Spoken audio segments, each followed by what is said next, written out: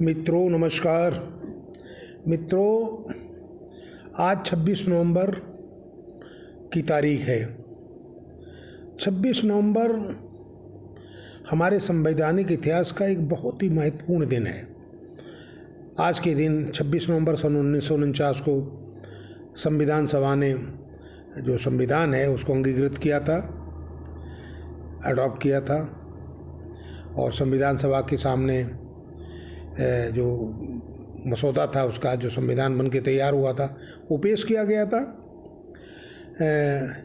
हालांकि संविधान लागू 26 जनवरी सन 1950 को हुआ। उसके पीछे भी एक वजह है, एक ऐतिहासिक महत्व उस दिन का भी है। 26 जनवरी सन 1930 को कांग्रेस ने एक संपूर्ण राज्य का संपूर्ण स्वतंत्रता की घोषणा की थी। तो उसी दिन को उन्होंने उसे यादगार बनाने के लिए 26 जनवरी सन 1950 को संविधान को लागू करने का निश्चय किया था। संविधान, जो हमारा संविधान है, उसके बारे में आज की पीढ़ी को ज़्यादातर नहीं पता है, क्योंकि लगभग 80 साल के लगभग होने जा रहे हैं उसके तैयार होने में या उसके बनने में। तो 3/4 शताब्दी जहाँ गुजर गई हो, 2 पीढ़ियों का फ़र्क आ गया हो, जनरेशन गैप हो गया हो, तो वहाँ निश्चित तौर पे उतना नहीं पता होगा। लेकिन उससे ज़्यादा ज़रूरी संविधान की कितनी अनिवार्यता है, कितना अनिवार्य है और उसका कितना प्रासंगिक है, कितनी प्रासंगिकता है, ये जानना तो बहुत ज़रूरी है। और इसकी ना जानने की वजह से, उसमें इसके बारे में कम ज्ञान होने से ही गणतंत्र या लोकतंत्र कमज़ोर होता है, और जो शासन चलाते हैं, जो पार्टियां अपने हिसाब से सरकार चलाते हैं, वो उसका बहुत बड़ा फ़ायदा उठाते हैं। हमारा अब जो बात आई संविधान दिवस की, तो संविधान दिवस के बारे में बहुत ही रोचक तथ्य हैं जिसके बारे में लोगों को नहीं पता है। जैसे ये संविधान के बारे में कहा जाता है कि संविधान को बाबा साहब अम्बेडकर साहब ने बना दिया, जबकि ऐसा नहीं है। बाबा साहब की बहुत बड़ी उपयोगिता है। बाबा साहब को कांग्रेस के, चाहे महात्मा गांधी रहे हों, चाहे जवाहरलाल नेहरू रहे हों, इवन पटेल साहब, सब लोगों ने इन्हें पसंद किया था।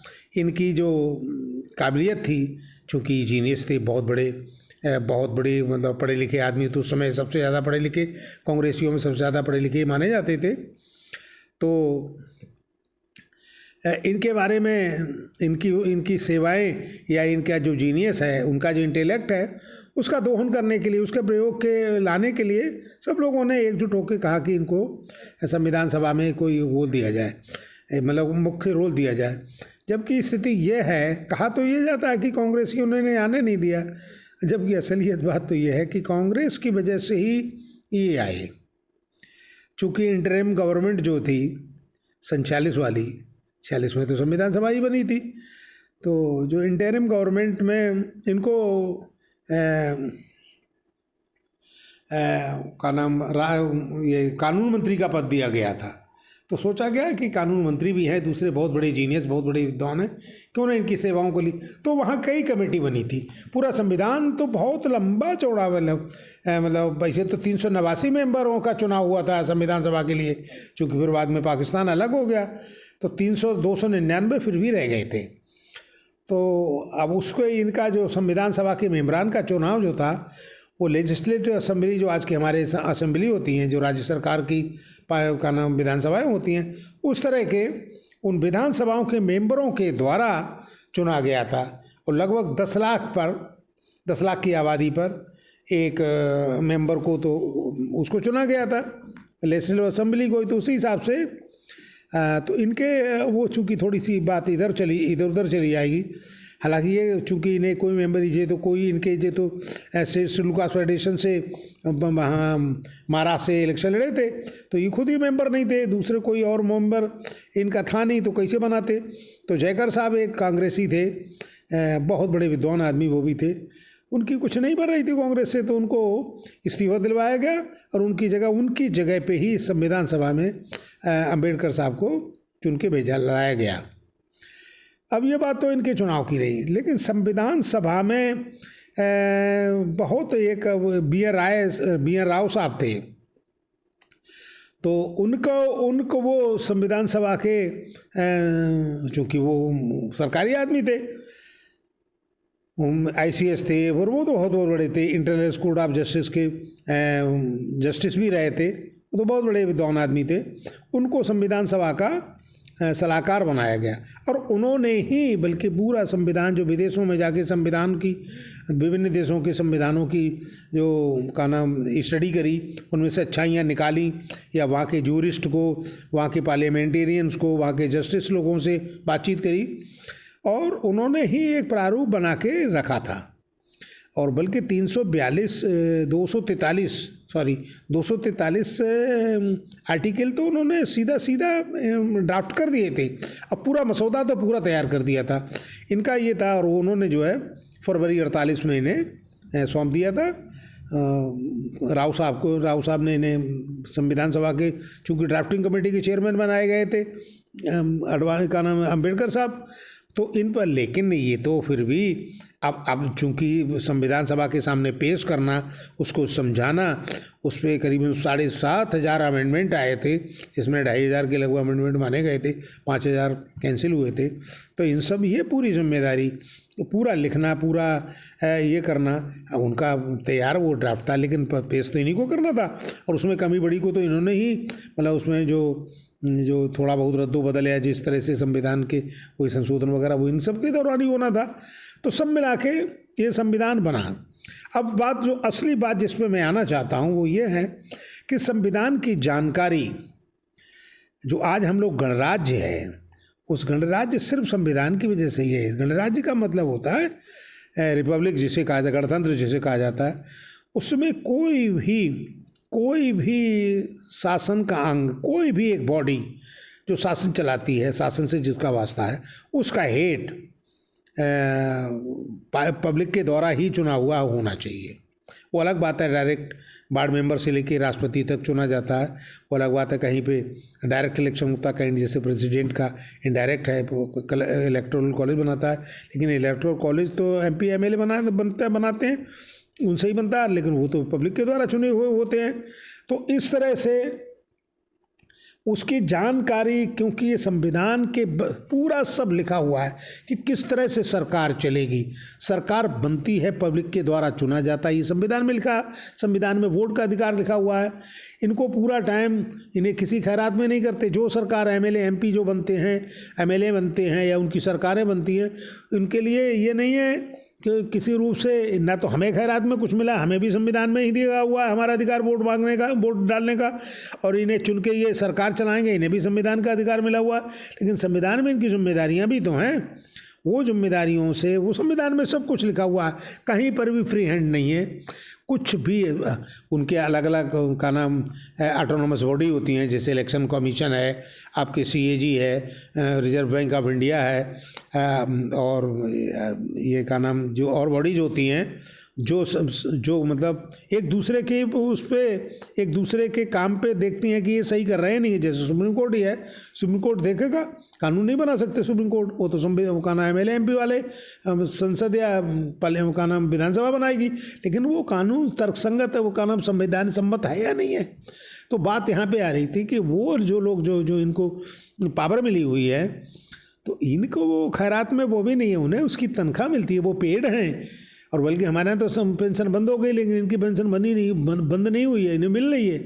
और ये पहला मुल्क है बहुत बड़े अच्छे मुल्क में, जो दूसरे जहाँ की इकोनॉमी हमसे बहुत अच्छी है, प्रति व्यक्ति जिनकी आमदनी बहुत ज़्यादा है, वहाँ लोगों को पेंशन नहीं मिलती, इस तरह की सुविधाएं नहीं मिलती जो हमारे यहाँ मिलती हैं। चूँकि हमारे संविधान सभा में संविधान बना था, उसमें ये था कि इनकी पूरी जिम्मेदारी, मतलब पूरी तरह से ये जो है सरकार को चलाएं और देश की सेवा करें।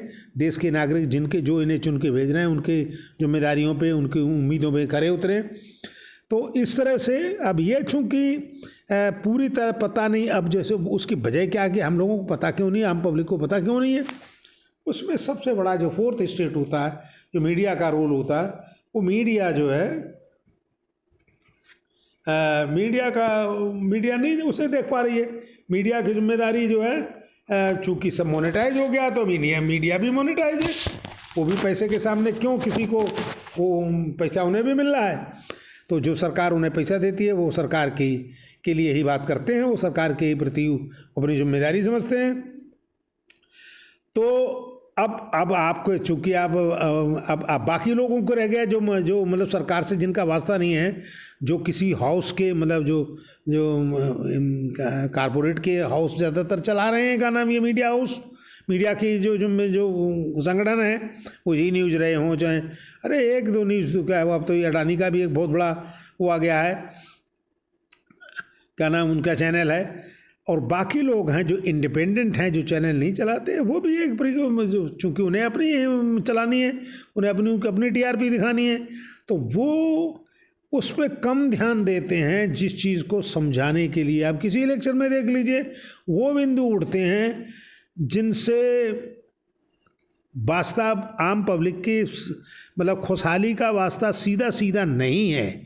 अब जैसे ये आप ये कंसेप्शन ये ले आते हैं कि मतलब अगर ये वो नहीं आएगी या मेजॉरिटी नहीं आएगी तो कौन बना दिया जाएगा, यहाँ से योगी को हटा के मतलब किसी भी ओबीसी वाले को, इन सब में अपना, और फिर जो विशेष तौर से जो जाति वाले एक जाति गणना पे या जाति के राजनीति को लेकर ही चलना चाहते हैं, उनका कंसेप्शन भी अजीब हो जाता है। अरे भाई, संविधान में सब लिखा हुआ है कि किस जाति को कितना मिलेगा, वो सब हैं, और संवैधानिक व्यवस्था के अनुसार ये पूरा, अगर संविधान के हिसाब से अगर सरकार चले तो कहीं पर भी कुछ भी गलत नहीं होगा। संविधान में पब्लिक के पूरे उन्हें अधिकार मिले हुए हैं, उनकी हर तरह से जो उनके अधिकारों पर हनन हो रहा है उसके बारे में भी लिखा हुआ है। निर्देशक तत्व भी होते हैं जिसकी जिम्मेदारियां भी होती हैं, फंडामेंटल राइट हैं, पब्लिक के फंडामेंटल ड्यूटीज़ भी हैं, और सरकार की भी जिम्मेदारियां हैं कि आप इस तरह से करिए। वो उसमें, और ये जो मेन बात है, जो असली पॉइंट आता है कि उसका मालिक कौन है। भाई सरकार को बनाता कौन है? सरकार को बनाते तो पब्लिक वाले हैं, कि न उन्हें कोई आंदोलन करना है, न ही उन्हें कहीं कोई संघों का नाम क्रांति लानी है, ना ही उन्हें कोई इस तरह से वो करें। अरे जो पार्टी वाले हैं वो तो करें कि उन्हें सत्ता में जाना है, सत्ता उन्हें भोगना है, लेकिन पब्लिक के लिए जिम्मेदारी तो पब्लिक की है। पब्लिक के वेलफेयर के लिए पब्लिक ने उन्हें बनाया, कि नेताओं ने थोड़ी बना दिया। नेता तो खुद अपने लिए वोट डालते हैं कुछ लोगों के और नेताओं का क्या होता है, काज यहाँ है कल दूसरी पार्टी में। सत्ता तो उन्हें तो पार्टी वाले को सत्ता दिखाई देती है, और जो पब्लिक है उसके सरकार दिखाई देती है। उसके लिए किस तरह से गवर्नेंस आनी चाहिए वो उसकी जिम्मेदारी है। तो मेरे कहने का मतलब ये है, ये संविधान सभा वाले दिन उसके कितनी इसकी प्रासंगिकता है। संविधान से ही तो देश चलना चाहिए। आप 12 लाख या 22 लाख या जन कितने करोड़ों दिए जलवा देते हैं और मार दुनिया भरे की।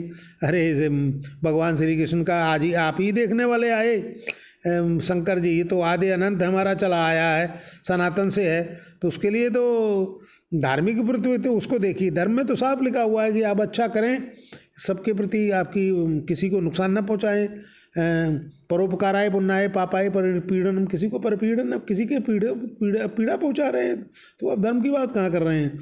आपने एक मंदिर को कसवा के उसे भव्य तरीके से उसे मंदिर बना रहे हैं, कि कॉरिडोर करा रहे हैं, वहाँ पे होटल खुलवा रहे हैं, तो होटलों में विदेशी सब तरह की हर तरह की चीज़ मिलेंगी, बल्कि उसकी जो पवित्रता है उसमें उसके साथ का नाम डाइल्यूट हो रही है, वो दूसरे उसे समझौता हो रहा है।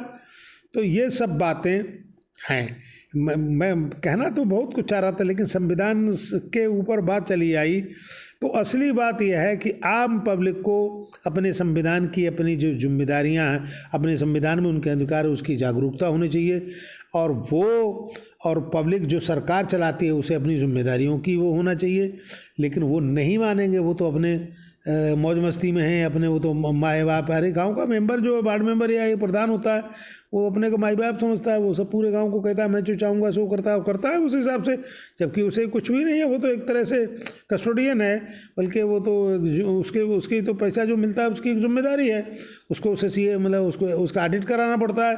ऐसी सरकार है, सरकार को ऑडिट कराना पड़ता है, अब सरकार का ऑडिट करती है। लेकिन अब चूंकि भाई जो सरकार है वही उन्हें चुनती है, इलेक्शन कमीशन को वही चुनते हैं।